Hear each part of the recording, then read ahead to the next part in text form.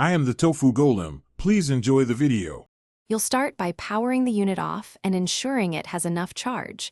Resets can fail on low battery. Once powered down, unplug any cables and remove the headphones from the charger. If your Marshall model uses a recessed reset button, grab a paperclip or SIM tool now.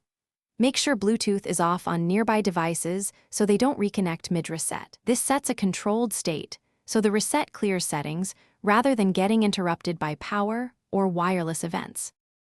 Next, perform the actual reset sequence. Press and hold the specified buttons based on your model.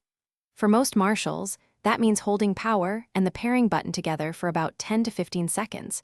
You'll feel a vibration or see the LED change. Once the LED flashes a particular pattern or turns off and back on, release the buttons.